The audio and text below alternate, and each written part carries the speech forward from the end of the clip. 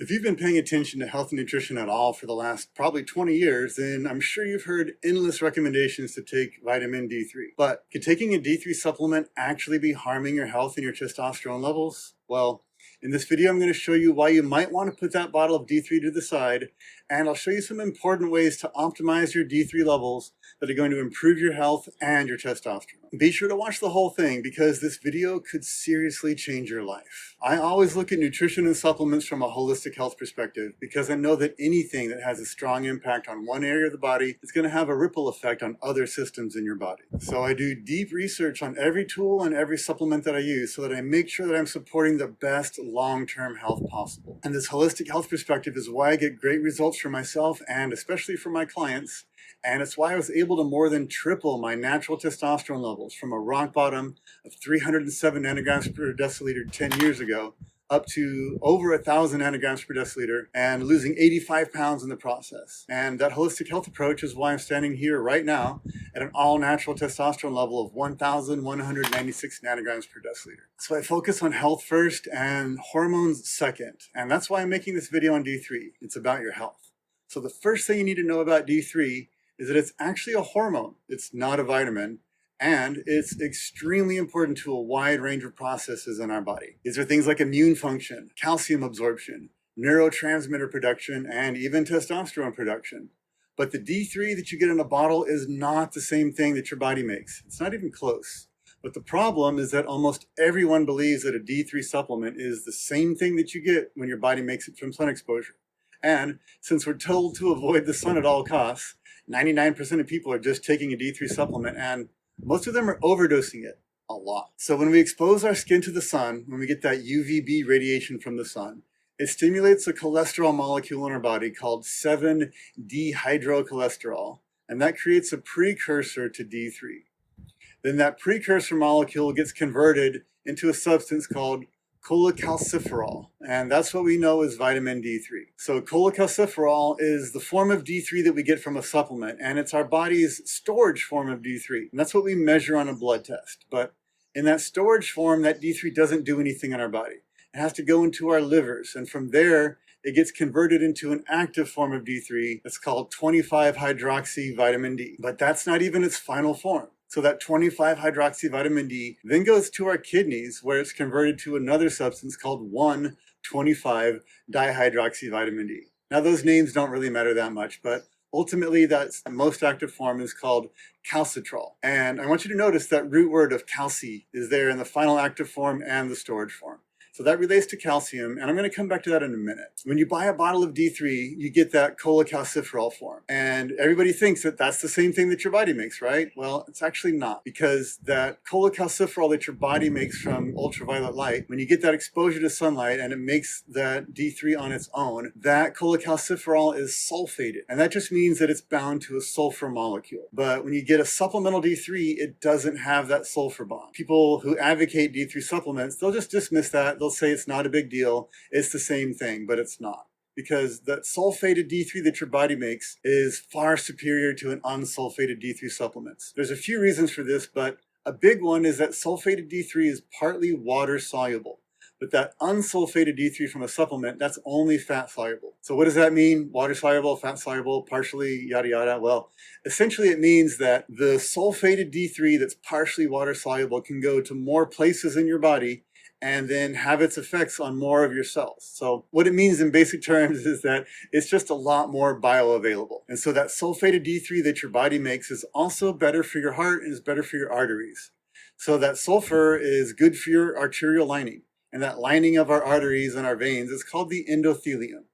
So it nourishes that endothelium, it helps prevent calcium buildup in the arteries and the veins, helps prevent blood clots in the veins and arteries, and it helps maintain good blood pressure in our bodies. So that all comes from that sulfated version that our body makes. We don't actually get those benefits from the version that comes in a bottle. Now, another benefit of sulfated D3 is that it helps your liver detoxify things like plastics and xenoestrogens, which are bad for your testosterone levels. Also, that natural sulfated D3 is easier for your liver to convert into the active form of D3 when your body needs it. And so right now you might be thinking, okay, Cameron, I get it. Sulfated D3 is better, but that doesn't mean that supplemental D3 is harmful, right? Well, I'm sorry to have to be the one to tell you this, but there's actually a pretty big danger from that unsulfated D3 that you get from a supplement. and it has to do with calcium. So an unsulfated D3 supplement actually will increase the amount of calcium that you absorb in your gut. So you take that D3 with a meal, you're going to be absorbing more calcium from that food. You might think that's great, but then that D3, again, that unsulfated D3, also activates what are called calcium ion channels in the cells of your body. And that just means that it's going to be pushing more of that calcium into your cells than they would normally want to absorb.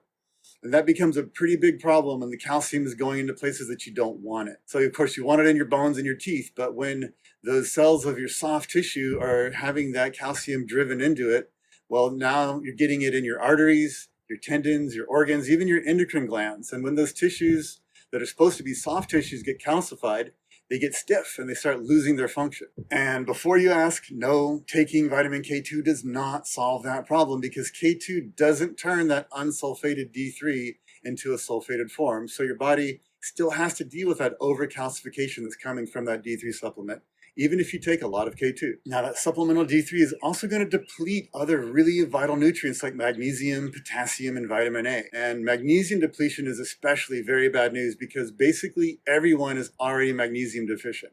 And that's because our bodies use up magnesium whenever we're under stress.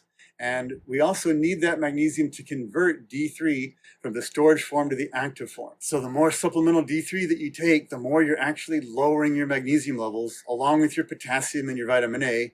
And most people are also deficient in those nutrients too. Now the good news here is that there's a solution, and it's called the sun. So your body can make all of the D3 that you need from the sun, but your body's also smart enough to make less D3 from the sun if you're already deficient in magnesium, potassium, and vitamin A.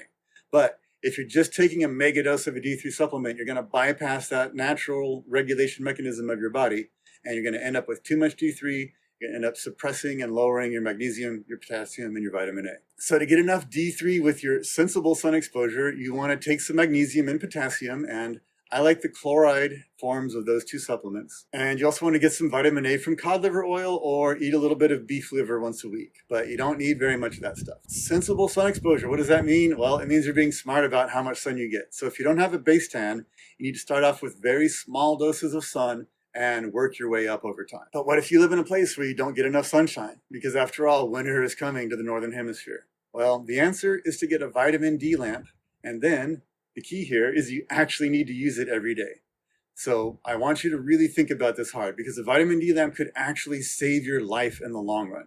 So don't just blow that off. Now you can also get a little bit of natural D3 in cod liver oil, and it's going to be balanced with vitamin A, but just don't go overboard with the dosage. Now if you're thinking, but what about all those studies that show that D3 is the best thing ever? Well, the short answer is that most of those studies are looking at the natural forms of D3. So they're looking at the kind of D3 that you're getting from sun or from cod liver oil. But if you drill down into the details of those studies, a lot of them actually show that the supplemental D3 doesn't have the same positive effects that the natural version does that you get from the sun. But what the science does is lumps all of those studies together, because they believe that a D3 supplement is exactly the same as the sulfated version that your body makes from sun exposure. And the result is a lot of confusion and a lot of money being made selling people D3 supplements that are actually doing them more harm than good. Now, of course, that last part's my opinion, but also on an anecdotal level, I've spoken to hundreds of men with low testosterone. And most of those men, at least 2/3, are taking somewhere between 5,000 IUs to 20,000 IUs of vitamin D3 every single day. And those are massive doses. And so at the very least, those megadoses of D3 weren't helping those men's testosterone levels. And while I can't prove it yet, I actually suspect that it could be a factor in lowering their testosterone levels too. And so early on in my own journey of more than tripling my testosterone levels, I stopped taking a D3 supplement altogether, and I started taking magnesium instead. Now, I was living in the northern hemisphere, so I used a UV lamp, and I was able to get good D3 levels just from that lamp. But I had to use it every day. That's the key. But now I live in a sunny place, so I just take walks every day with my shirt off. Plus, I go to the beach once a week, and I have really high D3 levels. Now, I don't remember the exact number from my last blood test, probably because I'm too obsessed with total testosterone, but my D3 was at the very top of the measurement range, and I never take a supplement of D3. It's all from the sun, and also from having good levels of magnesium, potassium, and vitamin A. So if you want to help your overall health and your testosterone levels, what I recommend is just ditch the D3 in a bottle, get outside and get some sun, or either one, get a good UV lamp that's proven to increase your D3 levels, Take some magnesium, take some potassium, take some cod liver oil, eat a little bit of beef liver, but just don't go crazy on the livers. And so in my opinion, D3 is just one of many nutrients that you should not be supplementing. And if you want coaching on how to dial in every single supplement that you take, as well as every area of your diet, your exercise, and your lifestyle, so that you can have optimal health and optimal natural testosterone levels, reach out to me. So now that you know why natural D3 is better for your health and your testosterone levels than the D3 supplements that 99% of people take, here's a video on how you can double or even triple your natural testosterone, and it has key information you're definitely going to need. So be sure to check it out.